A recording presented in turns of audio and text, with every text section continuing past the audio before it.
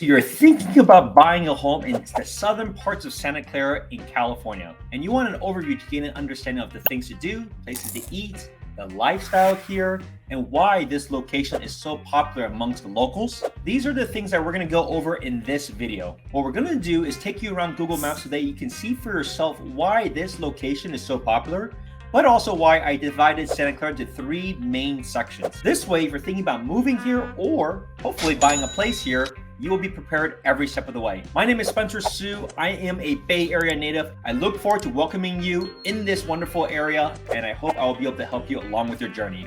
Let's get into it. Okay, so let's talk about why Santa Clara is such a popular location. Now, Santa Clara is very central to a lot of great attractions. You can see we're actually going to break down Santa Clara into three main areas. I'm going to say south of 101. I'm going to also divide this in between El Camino Real and the southern borders.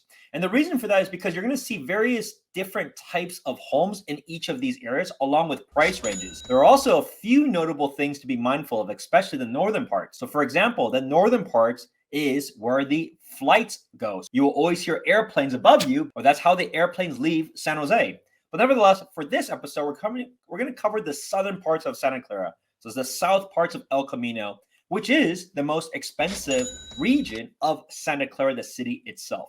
But why is that? Why is this region more expensive than the central parts and the northern parts? And there's a few reasons why. Number one, the homes here tend to be larger than what you will find in the mid parts and the northern parts of Santa Clara. Number two, we're going to talk about a little bit about schools. You're going to see for yourself some of the schools are better out in the southern parts of Santa Clara than they are in the other regions. But let's talk about this area itself. Why is it so popular?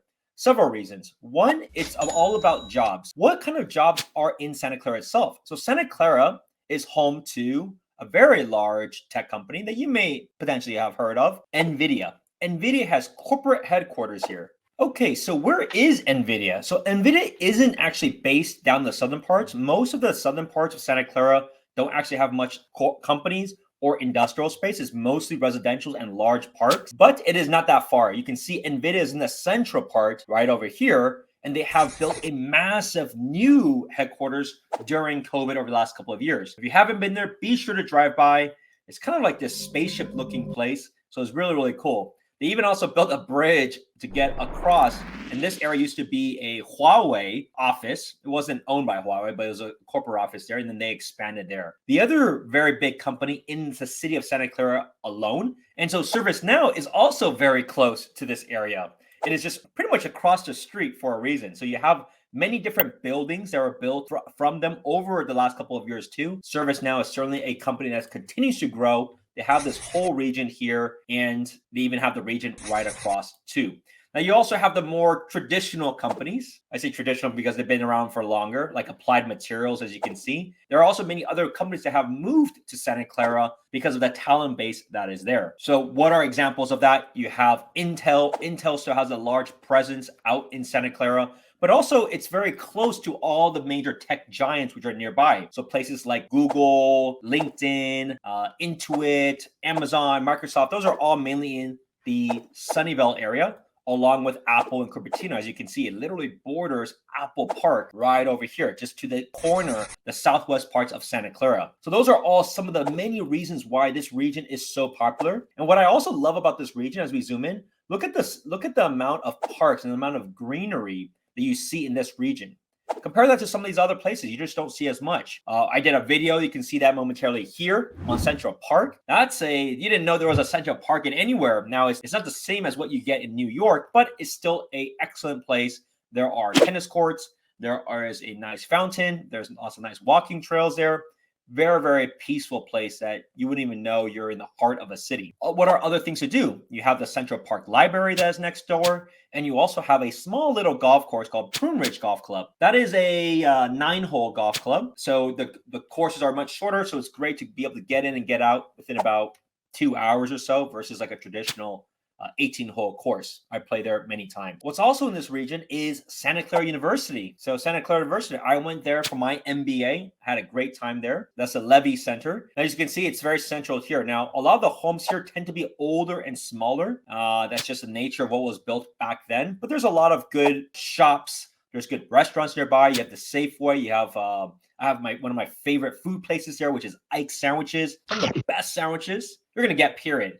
And Ike's is a big chain. I remember when it was initially started off, I think like in Oakland area when I used to work in Oakland actually over a decade ago. But you have a lot of great little shops there. You have some good Mexican food, good shawarma food. Voyager Craft Coffee is a very, very good coffee shop. And so as you can see, those are all within the southern parts of Santa Clara. What also do you have? You have a very large shopping plaza here. So this plaza has been renovated over the last few years. I actually had my wedding here at China Sticks. Now it's fully renovated. It's a very, very updated one of the nicer Chinese restaurants that you'll find now. But you have a lot of good options. You have Sprouts Farmers Markets. You have Target here, or like they like to say in France, Target. You have a few like good specialty foods up in this area too. You have another Pete's, Panera Bread. You have a mochi donut place, which is some of the best that you'll get there, called Moto Hawaii Donuts. Nick the Greek is a good popular chain, good Greek food, Mediterranean food. Last but not least, you got a few good options. You got a Chick-fil-A here, you got Popeyes here, and I think you also have like a KFC nearby too. So you have no shortage of the fast food, or if you want something a little bit more sit down, that's all in this El Camino area, which is very, very convenient. So as you can see, there are so many options, and that's just on this end. If you actually go on this side, you're going to see a lot more Korean food. So you have Pike's Noodle. There's just a lot more Korean barbecue, banchan places, tofu soup options. So there's all sorts of very, very good Korean places. As you can see, Koreatown is also there. One of the most established places is called Jang. That's been around for a long time. Very good establishment. Now, I'm not covering in my southern parts of Santa Clara video because it is technically under El Camino Real. Perhaps we'll cover it in the next video. Maybe I'll eat there so you can see what you can get there at another time. So those are all some of the popular reasons why people chose to be out there. The other reason is actually the hospital. You have a Kaiser Permanente. This is it's not a new one, but most of the surgeries are actually out in this facility. So I know like eye appointments are out there. Just a lot more bigger scopes of work is going to be out in this area. So it's a huge facility that continues to be expanded and added onto. So you have that also in the southern parts of Santa Clara. The other parts, some people may kind of see it and realize, but look at the drawings here. What is out here? This is Westfield Valley Fair. So if you actually zoom in here, this little area here is actually part of Santa Clara. So what's kind of fascinating is that majority of Westfield Valley Fair, which is one of the best malls that we have in the Bay Area, part of it is actually in Santa Clara. So just be mindful of that. This is kind of technically on the Santa Clara, San Jose border, because now this part is San Jose. But that's a fantastic mall to go to. But certainly, as you can see on the southern parts, Santana Row, that becomes then. So that kind of gives you an idea of some of the available options in this area, like why there's actually a lot of things to do, as you can see. Tons of good food choices, not very far from things, very centrally located for all the jobs, lots of great parks. So you saw all these great options. So let's talk about schooling. How are the schools in this area for having such a prime location? Now, the schools in this area are the better parts, as you can see, of the rest of Santa Clara. So we look at elementary schools, you see a lot of areas that actually have 8s and 9s. You may have not known that because Santa Clara isn't necessarily known for having good schools, but there are many places that actually have good schools. And you can see it's towards the west and the southern parts of South Santa Clara. You compare that with the like central parts and the northern parts. This is why I brought that up. The schools aren't as good. Now let's take a look at the middle schools. Now the interesting part is the middle schools, it doesn't actually have that good of a rating. So what happens is that some people may at that time, which is around 6th grade, they may elect to move to another area, or they may go to private schools. And we'll talk a little bit about private schools and some of the options nearby. But let's look at high school. What are the high school ratings? The high school ratings are okay. As you can see, most will be going to Santa Clara High School. That is on the southern parts of Santa Clara. Wilcox is a pretty good school too. I actually went to Milpitas High, so we competed against Wilcox a lot when it comes to tennis. But that's kind of more in the central parts. So depending on where your boundaries are, you may be either going to Santa Clara or Wilcox. So as you can see, the high schools aren't bad either. They're not like the top tier, but they're certainly not bad choices. So then you might be asking, okay, well, if I want to go private, what are my options? You can see a lot of people may go to Stratford. That's always a very popular chain and popular option. Now, Sunnyvale is not very far from this parts of Santa Clara. So some people may go to Challenger, which is an excellent school. Definitely a lot of people go to either Harker, which is in the southern parts of Santa Clara, or they may go to Mitty. Mitty is a top tier high school. A lot of people go to Ivy Leagues going from that school and the university. And then on the east side a little bit, people also choose to go to Bellarmine. Bellarmine is a very, very popular all boys school that is for high school. So those are some of the options for those that decide to still stick in the area, but they may go to these other schools that are very far away. So let's take a look at prices and housing. Now, you saw the opportunity, you saw like why people choose this area. Let's take a look at what has sold recently. You can see a 3-bed, 2-bath here, 1992 square feet. Fully remodeled house, beautiful house, single story, a little under 8,000 square feet, sold for $2.6 million. Beautiful house, open layout, remodeled not long ago. Gives you an idea of what you might be able to expect. Built in 1975. Take a look at this. Built in 1963, 4-bed, 2.5-bath, $2.5 million, 2260 square feet. Also a pretty nice house. There's a lot of these layouts that you will see that has kind of the separation of the kind of greeting room or the family room. That is a very common style built in the 60s and 70s. Kitchen is updated, gives you some other ideas of single family living. Another one, this is a newer community built in 2013. You'll have a few rows of this in the southern parts of Santa Clara.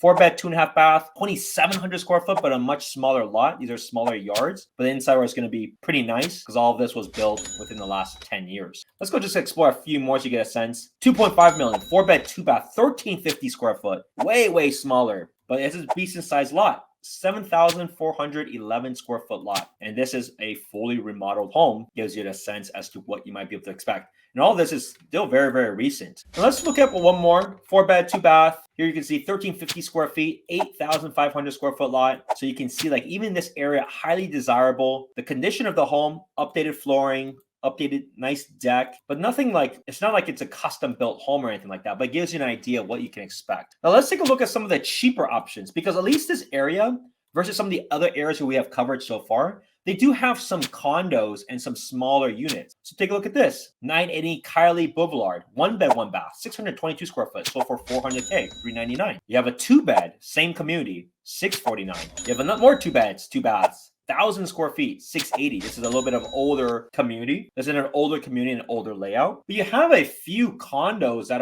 are there, which is pretty good. Not a lot of places have that flexibility of just condos and townhomes and single family. Let's also take a look to see if there are any townhomes that we can take a look at so you can see what your thoughts are there. So here's an example of a townhome. So this is sold for $1.135 million, 2-bed, 2-bath, 1,718 square feet. Take a look at some of these pictures. You can see, yeah, overall it's quite nice. This is actually a community that is next to the Prunery. So if you want that golf course feel, it's not a private golf course by any means, but it's pretty cool to be right off of the greens and have a view. You can see this is an original condition home, but it gives you an idea what you can expect for this range of townhomes. Now, when it comes to those that are coming potentially to rent, there are a lot of options for rentals because you have a mix of some newer places and some older places. So we're going to take a look at some of the nicer ones, but to get an idea, you can see the range of homes here. So take a look at this. Tamarack apartment homes. The condition, as you can see, isn't like necessarily brand new. It's like it's in good shape, but I wouldn't say it's like fully remodeled. Has a pretty good communal space. Good for there's a swimming pool. It's just not fancy by any means, but it's a good place to be in. So take a look at this. You get a 1-bath, 1-bed, 1.5-bath townhome for $2,600.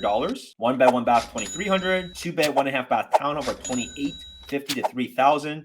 Gives you an idea of the range. So it's a lot more affordable than what you will find in Sunnyvale and in Mountain View in those areas. So it's a pretty good mix, yet you're not that far away. Take a look at some of these. This is Marina Playa. 1 bedroom to 3 bedrooms range from $2,300 to $3,500. Gives you an idea. 738 square foot.